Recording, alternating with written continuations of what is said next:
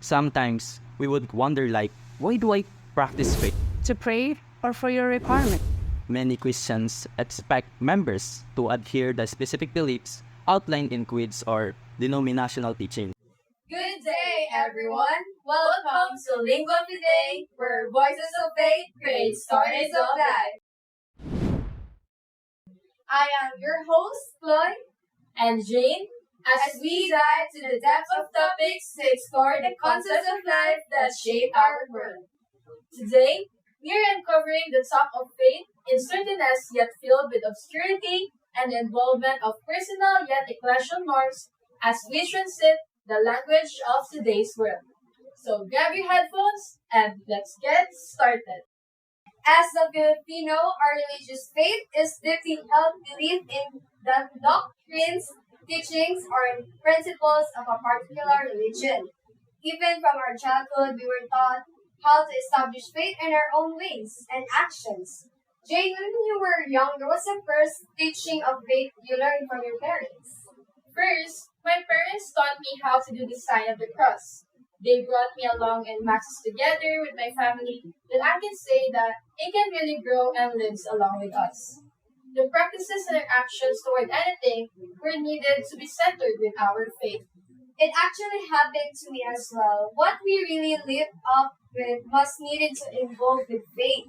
It is something like our norms in today's world because faith can provide individuals with a sense of purpose, moral guidance, and comfort, especially in times of uncertainty and hardships.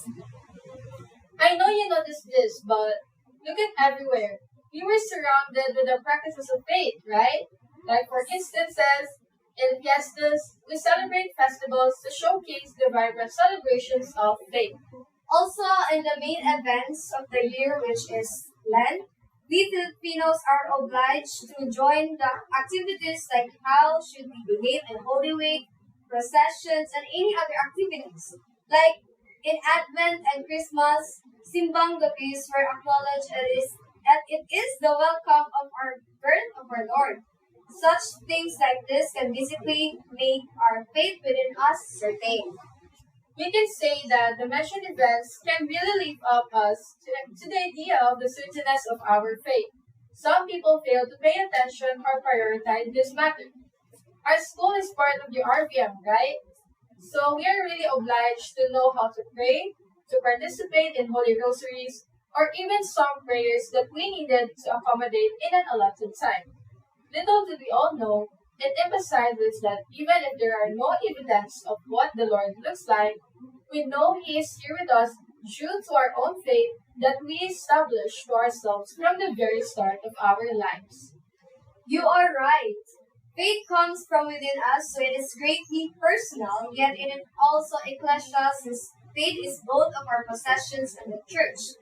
These two paradoxical faiths convey on how we establish faith personally and certainly as it are also obscured in such evidences and ecclesial to one another.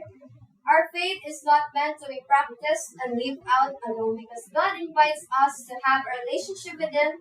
Faith is basically lived with others. That's a great talk, Chloe.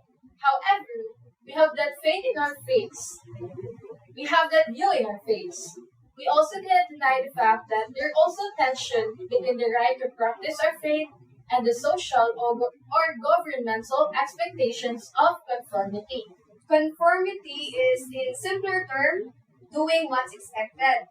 We do have this mindset, most especially that we were evoked with how faith must really express. Like, for instances, community participation. Individuals are often expected to participate in religious services, rituals, and community events, reinforcing social bonds and shared beliefs. The matter is very relevant in this era. The thought of, oh, you're a Christian, but why I can see you in all of the activities in the church? Things to happen like that, right? Very well, Jane. And we're all going to analyze and identify more the ways and works of our faith through social and governmental matter with the help of our guests. Introducing Sai and Gian joining our talk to this matter. Hello everybody.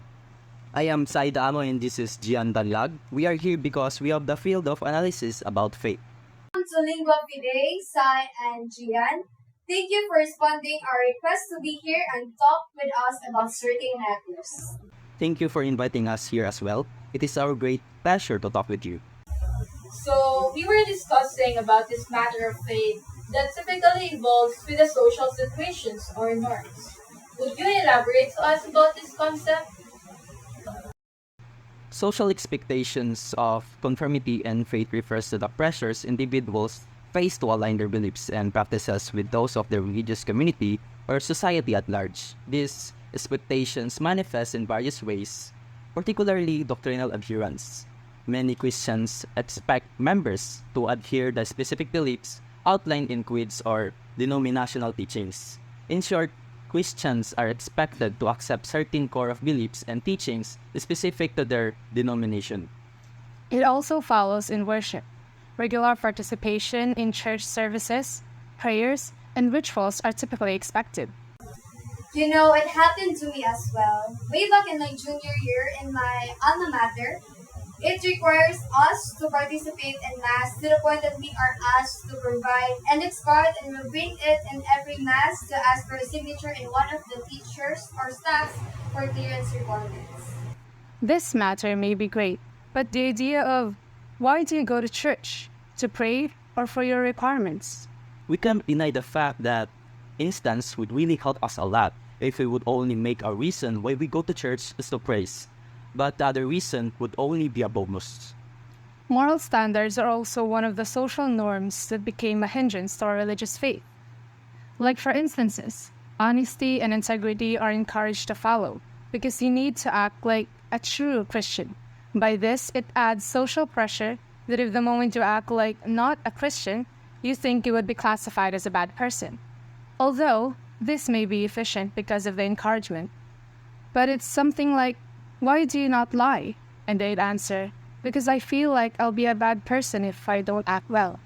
Community participations also occurs to this, mainly modern challenges like circularism and diverse interpretations of faith can create tensions around conformity of society. Nowadays, we are taught what it needs to be done, but not the significance of faith. Sometimes, we would wonder like, why do I practice faith? And later on, the context of faith creates diverse interpretations. It's something like what really faith is. And just because of the social norms and standards, our religious faith would not be as certain and personally true within ourselves. As we've explored the paradoxes of faith, it's clear that our beliefs often rely on the words we use to express them. This brings us to a crucial question. How does language shape not just for our understanding of faith, but our daily lives?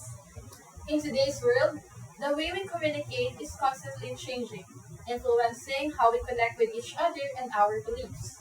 Let's dive into the current state of language and see how it reflects and shapes our experience today. Thank you and have a good day from Lingua Fidei, where voices of faith create stories of life. Hindi na nasasanay ang mga bata sa aktual na interaksyon. Ang iba'y naaapektuhan na nito ang kasanayan sa paggamit ng ating wika. May mga tao pa ba kayang nag-aalala sa pagkawala ng punong wikang Filipino? Naalala ko na yung isa kong kaibigan. May chinat siya sa akin. Magandang araw sa inyong lahat. Welcome back to Lingua Fidei. Kami nga pala ang magiging host nyo ngayon. Ako nga pala si Kate Marie. At ako naman si Raven Murray. Panibagong paksa na naman ang inyong matutungayan sa araw na ito. Tama ka, partner. Isang mahalaga at kawiling-wiling paksa na naman ang ating tatalakayin ngayon. Ito ay boses ng bayan, kalagayan ng wika sa kasalukuyan. At dahil dyan, may mga bisita tayong makakasama ngayon upang samahan tayo sa ating talakayan. Everyone, please help me welcome ang aming dalawang magagandang kaibigan, sina Fritz at Prince. Hi everyone, ako nga pala si Fritz Ray na Aituna. At ako naman si Prince Vinay H. Ligoro. Kumusta kayo? Okay naman kami. Kayo ba? Ay, okay naman. Okay. Mabuti naman, kahit mahirap ang buhay, laban lang ng laban kahit walang Tama. kalaban.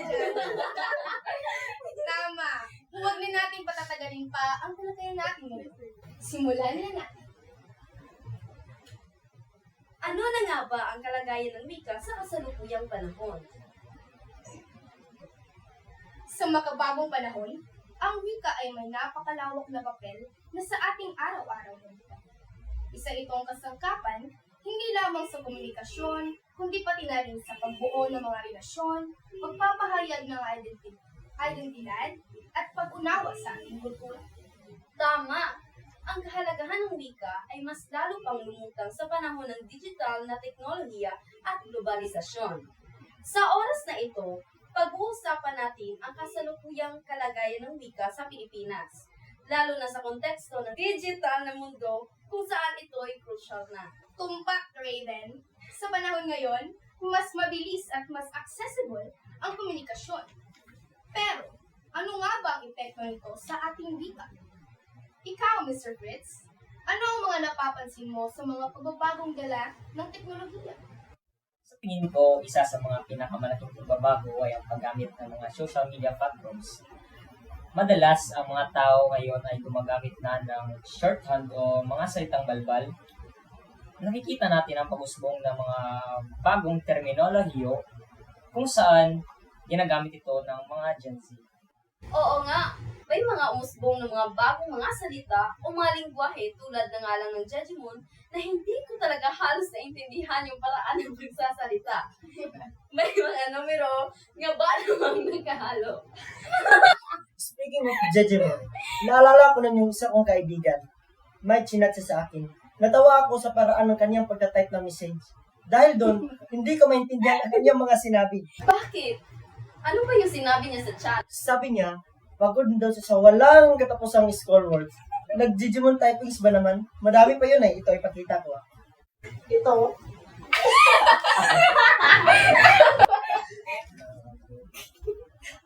Batid kong isa sa variety ng wikang susulik ang Digimon. Kaya simula ngayon ay natutunan ko na itong gamitin at nagkakaintindihan na rin kami ng aking kaibigan. Iyan din ang isa sa kahalagahan ng wika. Ang mga wikang umusbong ngayon ay paraan din upang magkaintindihan ang mga tao sa bawat grupo. Magkaroon ng komunikasyon ang bawat isa. Gaya ng binanggit ni Mr. Prince, nakakatawa yon, I love it. Tama! Maliban sa Jejimon, idagdag mo pa ang pag-usbong ng paggamit ng mga Korean language at yung konyo ba yun? Yung mga salitang may halong English, tsaka yung mga gay lingo na kadalasang ginagamit ng wika ng mga beke. Oo. Yun nga at kadalasang nai-impluwensya nito ng Ingles na nagiging dahilan din upang mas madaling maipahayag ang ideya at damdamin. Dahil sa pag-usbong ng mga bagong wika dala ng teknolohiya, minsan napapatanong na lang ako sa aking sarili na may mga tao pa ba kayang nag-aalala sa pagkawala ng purong wikang Filipino? Siyempre, meron pa. Maraming mga lingwista at tagapagpangalaga ng wika na nagtutulak upang mapanatili ang yaman ng ating wika. Pero, nakikita rin natin na may mga inobasyon sa wika. Tama ka.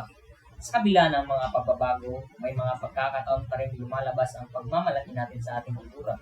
Habang lumilipas ang mga panahon, ang mga lokal na slang ay nagiging bahagi na ng ating pagkakakilanlan.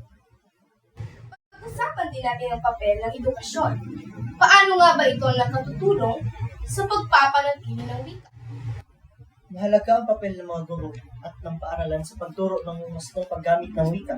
Subalit sa paglipat ng mga estudyante sa online learning, ay may hamon din iyon. Ano iyon? Isa sa hamon ay ang kakulangan sa interaksyon. Mas mahirap mag-develop ng kasanayan sa wika kung di ito maisasagawa ng aktual na usapan. Tama. Hindi na nasasanay ang mga bata sa aktual na interaksyon. Ang iba ay naapektuhan na nito ang kasanayan sa paggamit ng ating wika. Nahihirapan na din itong makipaghalubilo. Ano ang maaari natin gawin para mas mapalaganap ang paggamit ng Una, mahalaga ang pagpapalaganap ng lokal na akdang pampanitikan at mga programa sa kultura. Pangalawa, dapat nating ipagmalaki ang ating wika sa mga social media platforms. Agree ako dyan. Ang paggamit ng Filipino sa mga digital spaces ay makakatulong hindi lang sa pagpapanatili ng wika, kundi pati na rin sa pagpapalakas ng ating identidad bilang mga Pilipino. Gamitin natin ang gamitin ang sarili nating wika upang mananatili kong buhay sa sunod pang mga henerasyon. pagtatapos ng episode na ito, nais naming hikayatin ng lahat na maging responsable sa paggamit ng wika. Mag-aral tayo, magbasa, at makipag-usap gamit ang ating sariling wika. Salamat sa pagkikinig mga kalingwa. Maraming salamat din sa ating mga bisita ngayon na sina Fritz at Prince. Naging makabuluhan ang talakayan natin sa episode na ito. Maraming salamat din, Kate at Raven, sa pag-imbita sa amin sa episode ngayon. Di ko akalaing makasama ako dito. Maraming salamat. Maraming salamat mga kaibigan sa ating mga manonood at mga tagapakinig. Hanggang sa susunod na episode, huwag kalimutan mag-subscribe ha para sa susunod na chikahan. Hanggang sa muli at ingat kayong lahat. Welcome to Lingua Fidei, where voices of faith create stories of life.